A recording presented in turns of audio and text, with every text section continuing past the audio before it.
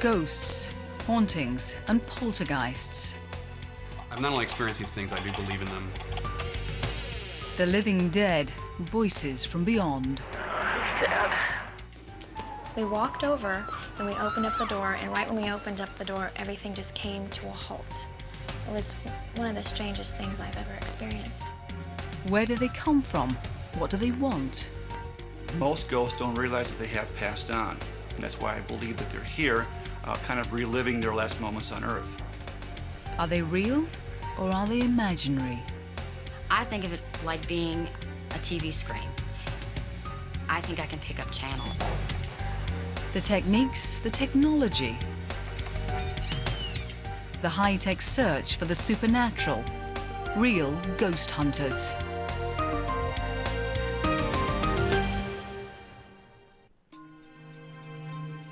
For as long as humans can remember, they've seen, felt, sensed the spirit world. There were strange forms, bizarre sounds, overpowering smells, and unexplained movements. In response, academics, scientists, and enthusiasts searched for tools and technology that would verify their senses. From divining rods to pendulums to Ouija boards. They used everything from putting powder on the floor to see if the ghost would leave footprints behind, to setting up threads to see if the ghost would break through them. Their research led to descriptions, theories, and 3 categories of ghostly phenomena: poltergeists, hauntings, and apparitions. In German, poltergeist means a noisy, mischievous ghost. Traditionally, they've been associated with abrupt sounds and unexplained movement of objects. Today, the source of the phenomena is believed not to be ghosts, but often an adolescent boy or girl with psychokinetic powers. And they have an ability, which we all have to some degree, called psychokinesis, mind over matter, that is affecting these objects, that's moving them around. It's kind of like a psychic temper tantrum. The second category, hauntings, have often been compared with a film loop. An event is replayed over and over in the specific location. The location appears to hold a memory of the event. It could be a car accident, a murder, or something as benign as a person walking up a staircase. They might actually see a figure walking down a hallway, they might hear footsteps. But what'll happen in these cases is these things are typically in a pattern. In other words, they'll happen again and again and again. The last category, apparitions, are spirits or souls that remain although the body is left. This may be the most diverse category. What distinguishes them is that they have a consciousness. Apparitions interact with us. You'd be dealing with something like a teleconference, where you talk to the TV and the TV talks back. It's the idea that some part of human personality, spirit, consciousness survives the death of the body and can communicate, sticks around, communicates. Descriptions of these phenomena have become more and more accurate, but the source of them remained a mystery. And here's where contemporary ghost hunters hope that high technology will find answers.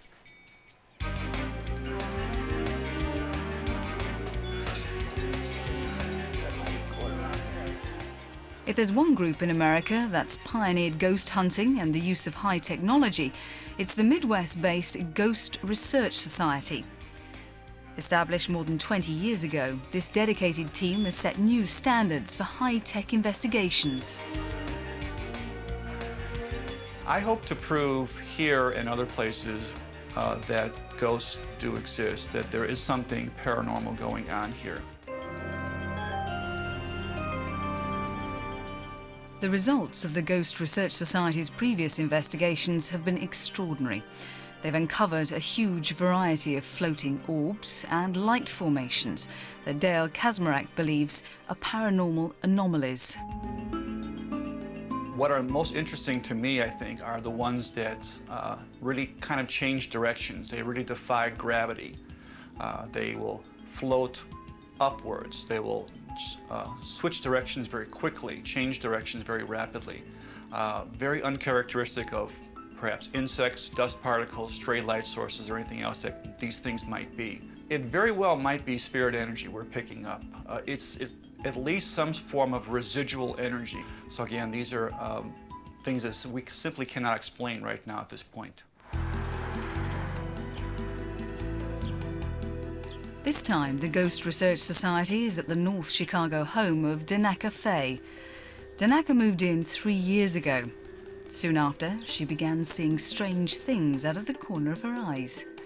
And then, one night, in her second-floor bedroom, she clearly experienced what ghost hunters would define as a classic haunting. One night, it was really late night, early morning. I was sound asleep, and then all of a sudden I just woke up out of my sleep, and I look up, and standing in the doorway of my bedroom was just a figure.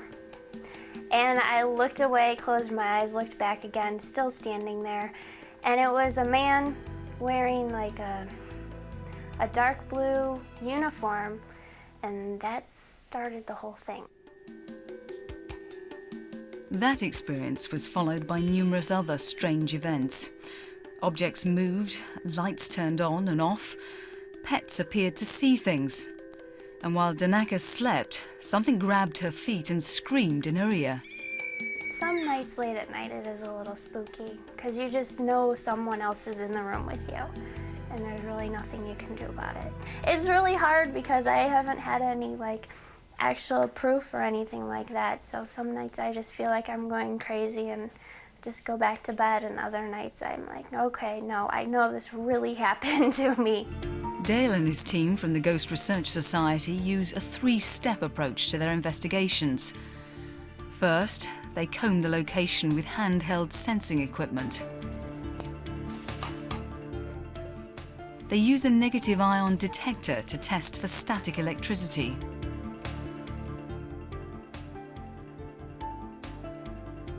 An infrared-based non-contact thermometer gun for gauging temperature fluctuations. A Geiger counter to sense unusual radiation. And one of the ghost hunting's most popular tools, the tri-field meter. It recognizes disturbances in electromagnetic fields. It'll pick up anomalies in energy, in other words, electromagnetic fluxes. These can be caused sometimes by natural occurrences, but this specific device actually has filters built in that will eliminate a lot of natural occurrences or naturally explained phenomenon. Ghosts will produce some sort of electric disturbance in a home. These devices will pick up these disturbances, whether they be caused by the ghost or something the ghost is doing to the environment itself. We assume that ghosts can, in fact, produce high energies or high concentrations of electromagnetic energy and even static field discharges in locations, and that's why these devices are very important to us to show areas where these anomalies are occurring. The ghost hunters will target the second-floor bedrooms where Danaka has had most of her strange experiences. With these tools, the ghost hunters look for unusual readings, locations they call hotspots. Okay. Tri-field meter is really going crazy over in the other room over there. I don't know. Yeah, in the back room, they're picking up a lot of high energy readings in the tri-field meter. Once we close off the entire upstairs, I mean, there should be not any noise except maybe a plane going overhead or maybe a car going by or something. But if we hear other things, you know, it's very sensitive. You can see it is picking up the sound of them walking up and down the stairs and so forth. So it's very sensitive. The team then targets their array of sensors on these areas. Most important of all, they focus infrared-based night shot cameras on these hotspots. Infrared has always been some area of the spectrum which has always fascinated me because of the use of infrared film. We use 35mm cameras, sometimes using infrared film, and ghosts for some reason always seem to be in an infrared spectrum. We've gotten a lot of interesting photographs of spirits using infrared film. Using these night vision cameras, again, you're in an area where you can basically work undisturbed in a totally dark environment. And that's usually the type of the environment that ghosts prefer. Contemporary night shot cameras are sensitive to a broad spectrum of light from visible to infrared. They amplify available light and often illuminate objects by casting their own beam of infrared light, a beam that's invisible to the human eye.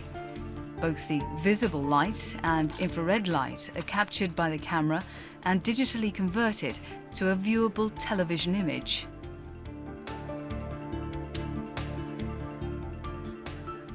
With their equipment in place, Dale and his team wire everything to a bank of monitors and a computer on the ground floor in the kitchen.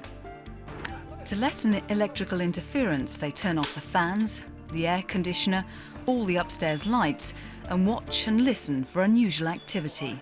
Are we ready, Dale? Yep. On this night, the temperature is a hot and muggy 85 degrees. A team could wait hours for nothing. They never know. After 50 minutes, there's still no activity.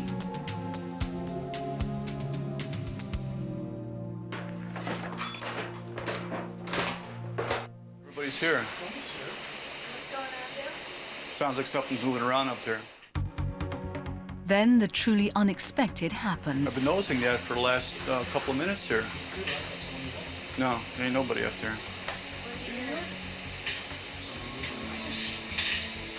You hear it right there, you hear it shuffling. Yeah. Well, I don't know. Can you see that blind? You hear that? Yeah, hear that? There's nothing moving. There's no one up there, huh? There's nothing moving. The blinds are not moving. While everyone was focusing on the monitors looking for orbs, they've heard some unusual sounds. Sounds that are growing louder and louder. What's that? I don't know. Yeah, that's what I said. That's not Tom normal knows it's here. noise. Where's You the know, dog? The dog's down here. The cat, where's the cat? Did you turn the tuning down? Oh, you hear that? Yeah, I heard it.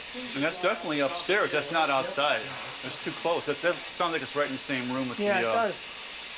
same room with the FM transmitter. That would be the north bedroom. Someone's walking around up there, Yeah, moving things around. Look at that. You can see it on the scope. there. right. Dale and his team are clearly recording sounds of footsteps. Dale sends 2 team members upstairs to look for an explanation. You hear anything up there?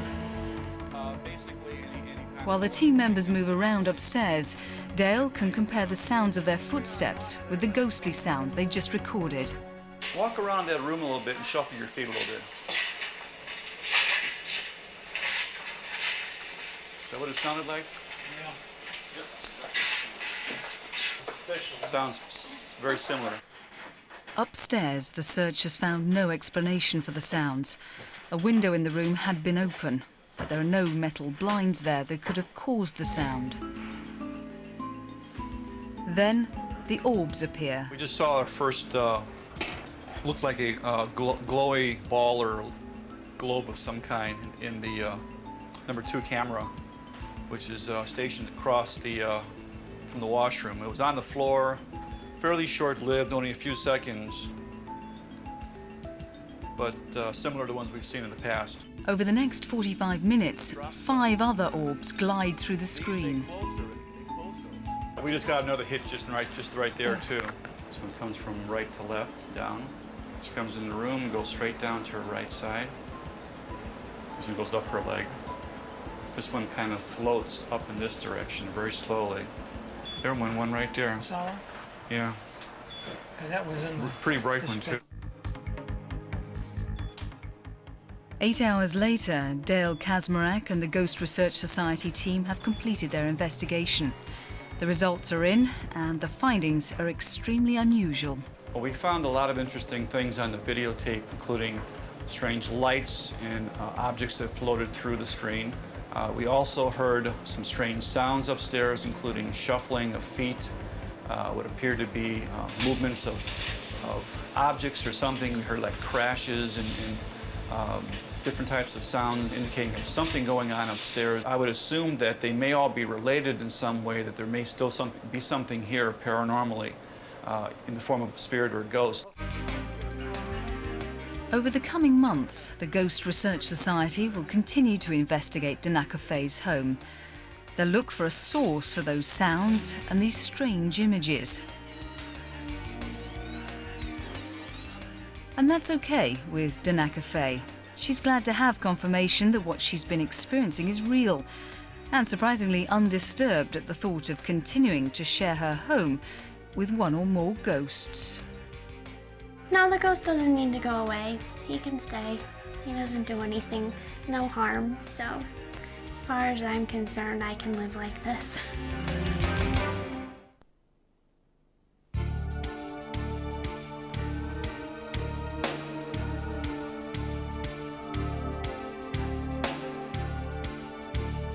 From our perspective, really, these haunted houses are a theater of the mind. That is, unconscious mental states are now out in the open. For some ghost hunters, paranormal phenomena are external, outside forces caused by life after death. Dr. William Roll, a professor of parapsychology, and Andrew Nichols, director of the Florida Society for Parapsychological Research, have another explanation. They believe ghosts and ghostly phenomena are the projections of sensitive minds living in unique environments. It's like dreams that are coming out in the open.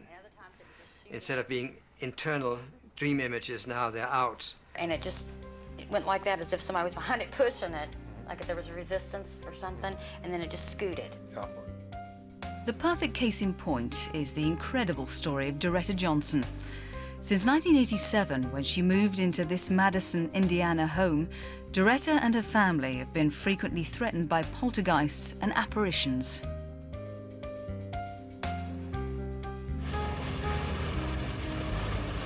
Unexplained fires, rooms being wrecked, nobody been in them,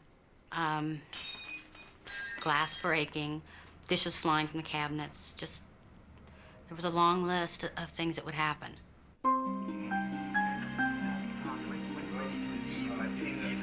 After months of searching for explanations, Doretta sought the help of Dr. Roll. He got to know Doretta, he got to know the house. Now Dr. Nichols has joined the investigation. You mentioned that there were poltergeist-type effects in this room. Objects would move. You had dishes that would come out. Which cabinets were they? Mostly this one. I see. And would they break when they came out? Stuff would break. One situation, we had people over and we were standing talking and they were getting ready to leave, and the cabinet doors flew open, and I had bread in there, which I always have bread, and the bag of bread opened and bread just started flying out. And I got really irritated and kind of told it to stop. And when I yelled, because I was in the period of, it's like a child, and I yelled stop, and when I did, it was just weird because it stopped and then just fell, as if it'd been ordered to stop. How far away from the cabinet would these things fall? Were they falling, or did they have... No, they were like projecting out, they were actually flying out of the bag. Even more frightening than these bizarre poltergeist events are Doretta's terrifying visions. One of them occurred while taking a shower. As the water hit her face and neck, she smelled something putrid, fumes of something dead and decaying. Doretta then looked up, but instead of seeing her bathroom ceiling, she saw the sky. And then I smelled earth, just dirt. And I looked around, and I wasn't in the shower anymore. I was in a hole. I think I was in a grave. So, I mean, there was some electrical charge going on, but finally I almost fell out of the shower. And when I did, and I grabbed the towel, I looked down, there was blood on my legs. And there was claw marks on my legs. And they weren't painful, but they were there and they were deep. And they were on my ankles and parts of my legs. Ron saw it. Her husband Ron ran into the bathroom, threw back the shower curtain and pulled Doretta from the tub. There was blood oozing from her ankles. And they were pretty good little cuts, you know. It was like, just like somebody took their hands and just took fingernails or just dug right in, and she was bleeding pretty good. I didn't know what to think when I saw that. It was, you know, I know all she had in there was wash rag, soap, and towel, basically. She didn't have anything else, really. A shampoo bottle. There was no razor, no scissors, no nothing. Despite all of these experiences, Ron resisted believing anything unusual was happening. Then one day, Ron saw for himself when a psychic visited their home. The psychic asked to use their restroom. Suspicious of a trick, Ron followed him and waited in the hallway. So I kind of stood there in the hallway and watched, and there was a shadow that stepped out of the wall and stood there in front of me, maybe 6 foot tall, totally dark. You couldn't see through it, but it looked like the torso of a man standing there. And he stood there maybe just a few seconds, but it seemed, forever.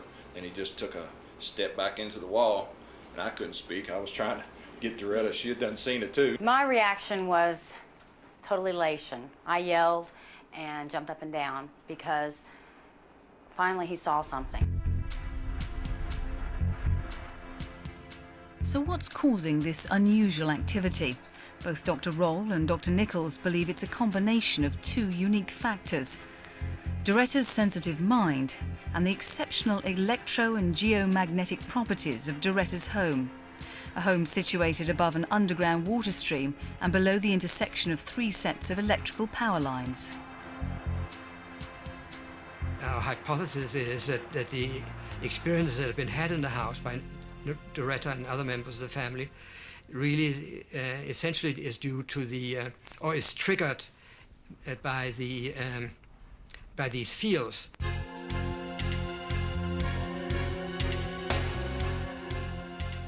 To test their theory, Doctors Roll and Nichols want to examine the electromagnetic properties of the house.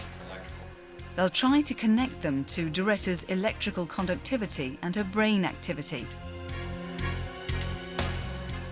Dr. Nichols begins by taking measurements of the household energy levels. To do this, he uses a specially designed geomagnetic field meter and an electromagnetic field meter. The general question we're now exploring is whether this space, where there are such extreme electromagnetic and geomagnetic fields, if this space affects a person's, in particular Doretta's, physiology. What I'm measuring now are the electromagnetic fields associated with household current and the high voltage power lines outside and so forth. There are 2 different types of magnetic fields that we measure: electromagnetic fields, which are generated by household current and high voltage power lines and that sort of thing, and then also geomagnetic fields generated by the Earth itself. That's what I'm looking for, is fluctuations in the Earth's magnetic field that may correspond to areas where these events occurred. What Dr. Nichols discovers is significant. A typical home's electromagnetic field level is 2 to 10 milligauss.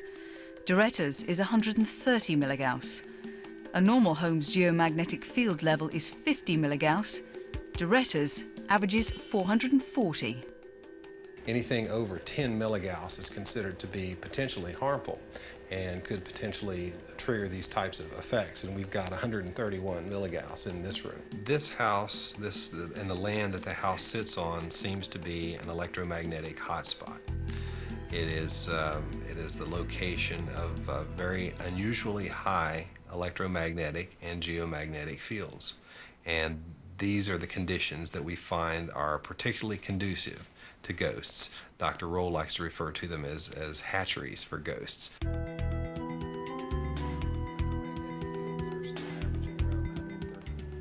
After measuring the electric and geomagnetic fields, Dr. Nichols progresses to Doretta's electrical conductivity. He attaches a sensor to her finger to measure Doretta's GSR, or galvanic skin response.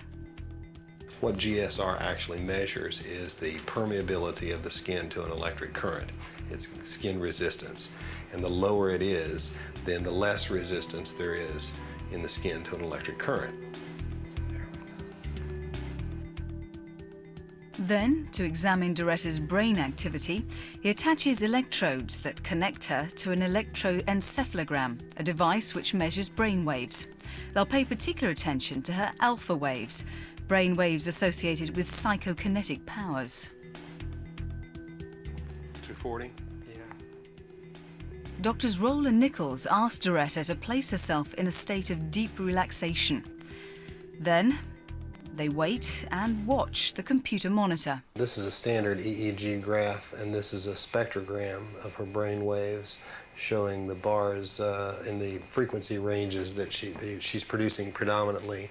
As she relaxes more, she's starting to produce more down the lower end of the spectrum, which is the alpha, so more of a relaxed meditative state. 20 minutes later, the doctors gather the data. They find surprising and perhaps revealing results. A typical galvanic skin response is as much as 175. A relaxed person has a GSR of 80. Doretta's is 0. I've never seen a human being that has a 0 GSR before, which means that you are a very, very good conductor. It may indeed be the key to her ability to focus these energies, channel these energies, because she's able to conduct electric fields through her body with virtually no resistance. Also remarkable is Doretta's brain activity. The EEG has shown that Doretta has an exceptional ability to place herself into a relaxed state of mind.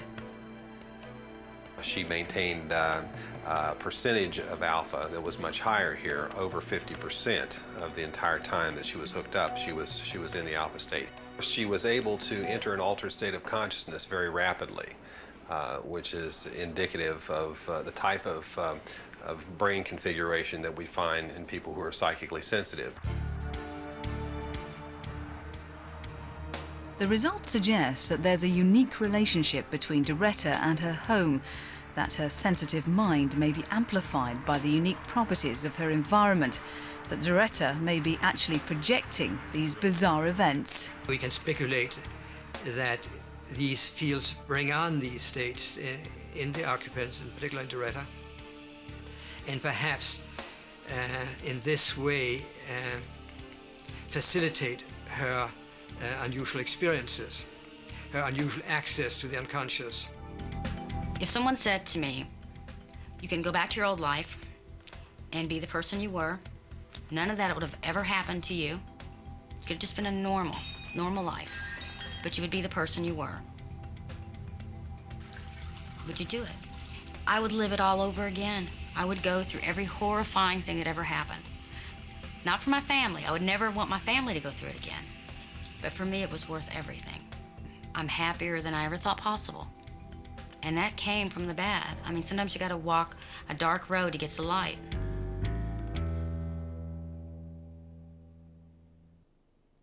I got the neatest thing on your eyes. Oh, they're just shining back at me. Ooh, you're a demon. When I was younger, I was kind of a weird kid, but I couldn't imagine myself out trolling around graveyards in the middle of the night with a tape recorder. For most contemporary ghost hunters, seeing is believing. But for Chris Peterson and Nancy Kimball, hearing is believing. They're the founding members of the Utah Ghost Hunting Society. Their interests are apparitions and the ability to communicate with them through EVP, electronic voice phenomena, a recording technique that allows paranormal researchers to hear ghostly communications embedded in everyday sounds.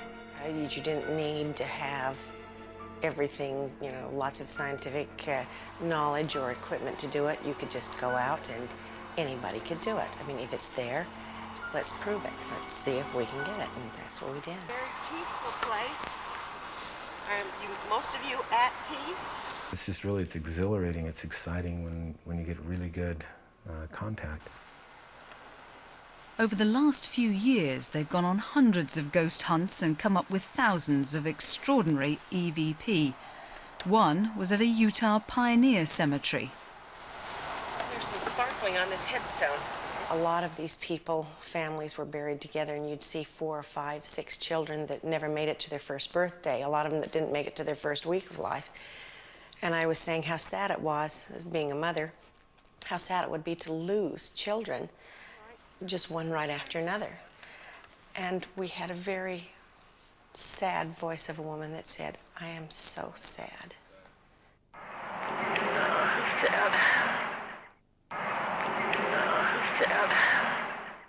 At another cemetery, they spoke to a reluctant spirit that was looking for the headstone. Just as I'd said, oh, come on now. We're not going to hurt you. To hear this little voice. It's just amazing to hear that there is somebody still around looking for something here in this life. We'd love to tell you a story. I'd love to find me stone. We'd love to tell you a story. And the interesting thing was, at that time, they were changing all of the headstones from the upright headstones to the ones that were on the ground, because it's easier to mow the lawns. So obviously this poor soul had missed his stone. Didn't know where it was. We'd love to tell you a story. Another time they met a spirit with a sense of humour. We'd taken some people out that was doing an interview with us and wanted to go out, and a policeman stopped by the cars and started with his light. And we get this woman's voice that said, "Busted." So apparently they realized that there are police around. Busted, busted. She just said, "Busted." Busted, busted. And sometimes the spirits were threatening. We hear all different kinds of things. Sometimes we hear, whatever you want to say they are, angry, obnoxious. They don't want you there. They want you out. And then generally when we get that answer, we get somebody saying, "Go away, get out, leave us alone." Or sometimes we just get these horrible growls.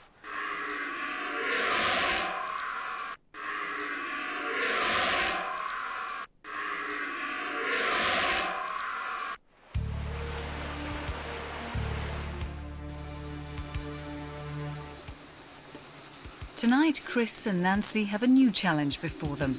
They've travelled from Utah to California. They're about 90 miles south of San Francisco in a coastal town called Brookdale. Their destination, the Brookdale Lodge. The lodge is owned and operated by Leanne and Bill Gilbert and their daughter Jennifer. Jennifer has often seen ghosts. I'm so used to it, I almost feel like it's a protection. I feel like there's someone protective watching me. There's always been the same sightings of a little girl. I've seen images that are running and the sound of feet running, and then when I go to look out to see who's there, there's absolutely nobody there. I've seen a little girl walking through the upper level and just disappear into thin air. Built in the early 20s, the Brookdale Lodge was a celebrated hangout for Prohibition-era gangsters. They came for the bootleg whiskey and the unique design. A design that featured an actual brook flowing through the dining room. At its peak, the lodge hosted celebrities like Joan Crawford, Tyrone Power and Marilyn Monroe. Over the years, though, the lodge fell on hard times. There was a fire and a flood. In 1984, it closed. In 1990, the Gilberts, along with their daughter Jennifer, purchased it. They knew about the lodge's ghostly history, especially the stories of a little girl ghost named Sarah who drowned in the brook. They also heard reports of a ghost in the pool area. A lifeguard confirmed the stories. And she was inside the pool, and I guess she was closing up, and she heard a big splash. She looked all on the bottom of the pool. She thought maybe someone was at the bottom. There was nobody there. There was ripples in the pool. Something had definitely dove in. She was pretty shook up about it, and she came down here, and we kind of laughed it off and said, "Oh, it's just one of the ghosts. You just have to get used to it."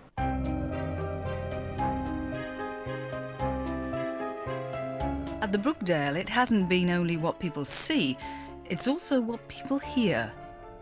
Late one night, Jennifer and bartender Ellen Galboa were closing up. While clearing glasses and putting away chairs, they heard the sound of a party in the adjacent Brook room, complete with old-time dance music.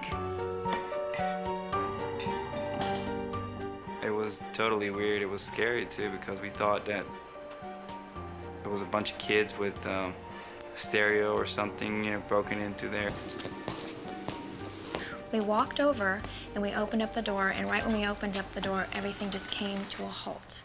It was one of the strangest things I've ever experienced. Brookdale Lodge in California. We just want to say hello.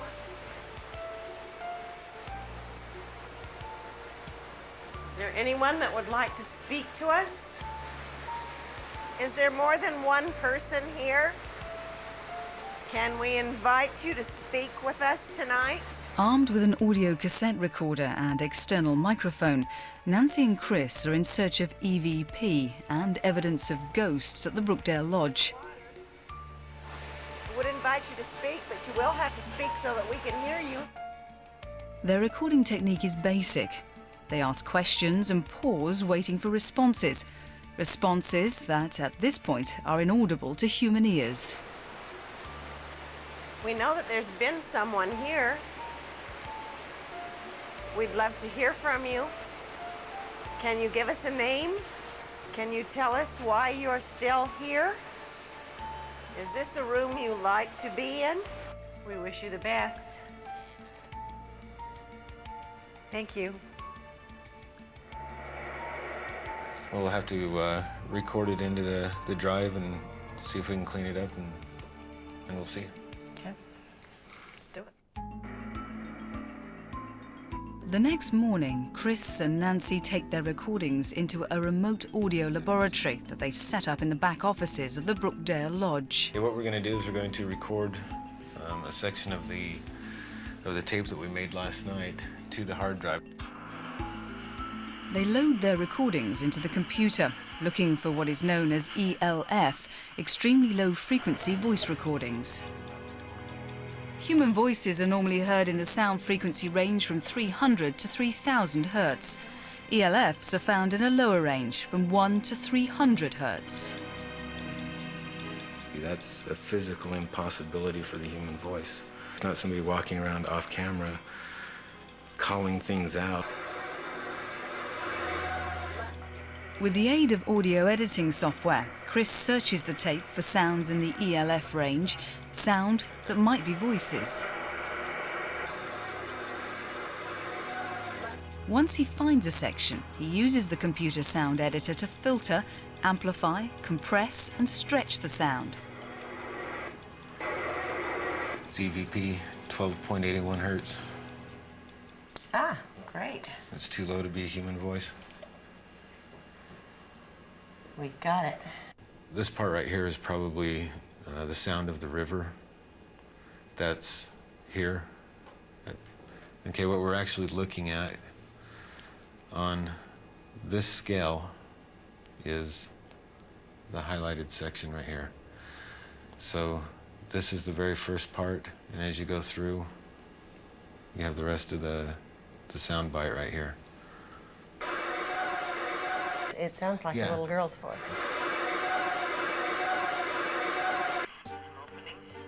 Nancy and Chris appear to have recorded an EVP of a little girl. Could it be the voice of Sarah? But this is only the beginning. 3 weeks later, Nancy and Chris complete their analysis of the Brookdale Lodge. They post a dozen new EVPs on their website, including a strange howl. A man's voice saying, "Come over here," and a woman's voice saying, "Help me."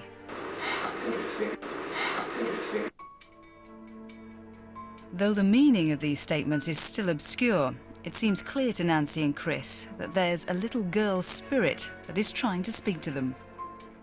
It's kind of sad that some people choose to stay and talk with us instead of moving on.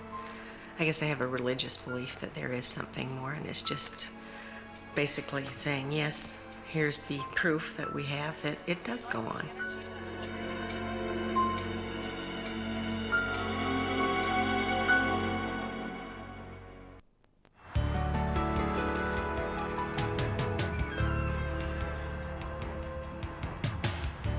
One of the ladies had a child with her, a little boy who was 3 years old, and he broke away from his mother and ran out into the hall, started up the stairway. And by the time she caught up with him, he was already coming back down. He said, "I don't want to go up the stairs. There's a ghost up there." It would be like someone broke the bottle, and it would go on all day, and I was picking things up on my desk, trying to find out where it was coming from. I was concentrating on shelving books. I had longer hair then, and I was wearing long, dangly beaded earrings, and I felt someone come up and pull my hair back. And I thought, oh, they're looking at my pretty new earrings, and so I turned to see who it was, and there wasn't anybody there. They call her the Lady in Grey, and for more than 60 years now, she's been haunting Evansville, Indiana's Willard Library. The first sighting was in 1937, when a night cleaner was in the basement firing up the furnace. One night he went through into the unlocked portion to stoke the furnace at about 3 o'clock in the morning, and he dropped his flashlight, raised up after he dropped the flashlight, and he saw this form in gray veil, long gray dress, and it just melted away before his eyes. Also, the ghost has often been sensed in the children's room. Librarian Ann Wells remembers her first encounter with the Lady in Grey on Halloween Day in 1990. Noticed a fragrance, a strong smoky fragrance, something like incense. And when I would step 2 steps away, it would be completely gone. And then I'd come back to that area and it'd be very strong. And it didn't dissipate slowly like an aroma does that lingers. This was like turning a light on or off.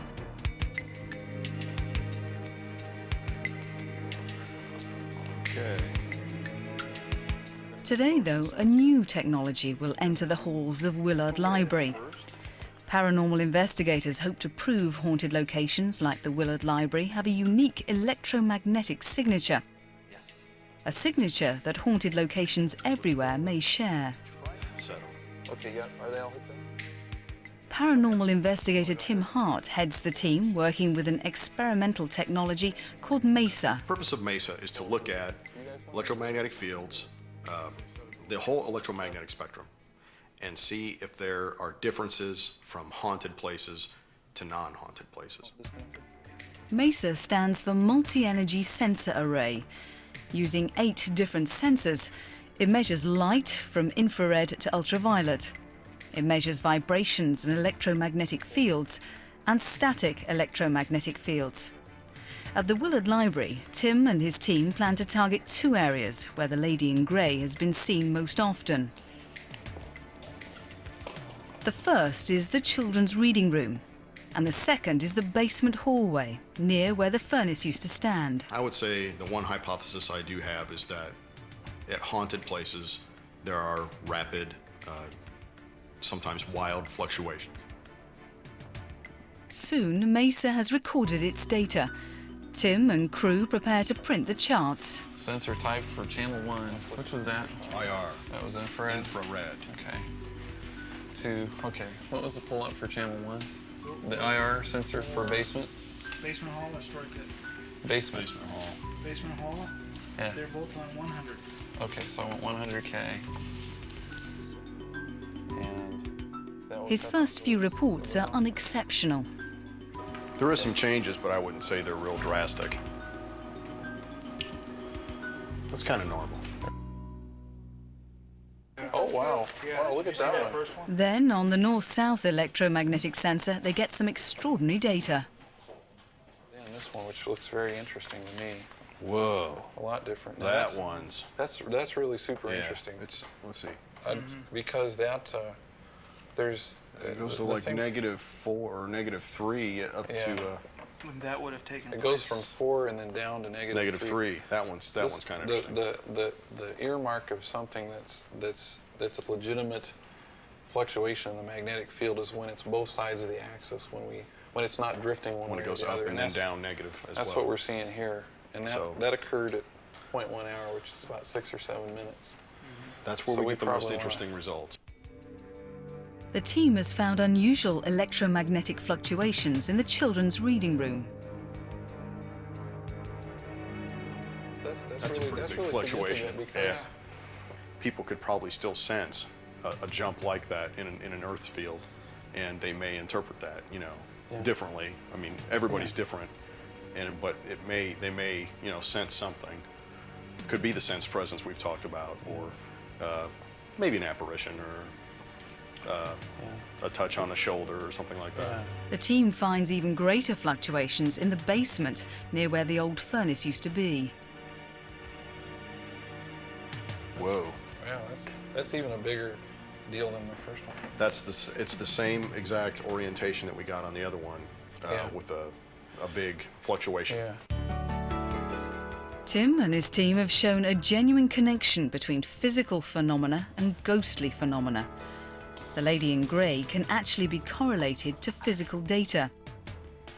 With the evidence from the Willard Library, Mesa may be well on its way to defining a measurable signature for ghostly phenomena anywhere in the world. And the staff of the library may have proof of a ghost many of them knew was real. I feel like I'm the visitor. This is her space, and she is allowing me to work here, and somehow I think she approves of my work. We work very hard to make children love reading, and she approves of that. She allows us to do that. This is her spot. We're visiting. I don't mind her being here, as long as she doesn't scare me, and she never has. We like the legend, we like having her here.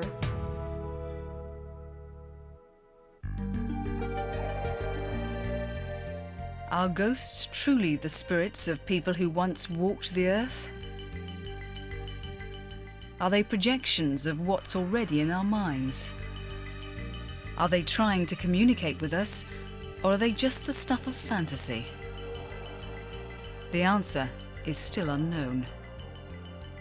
It's clear, though, that each year our fascination increases and our ghost hunting tools improve. And someday, our age may be considered the very dawn of ghost hunting. It would be naive for us to think that this short space of time that we live on Earth is our total existence. There must be something beyond this time. It's natural.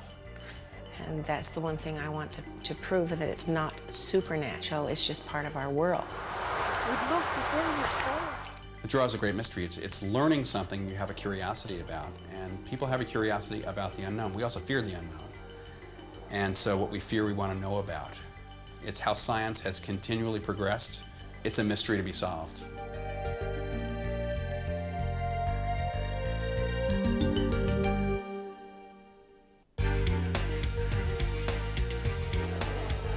So, perhaps ghosts aren't just baddies trying to pull the wool over the eyes of Jess, Shaggy and Scooby.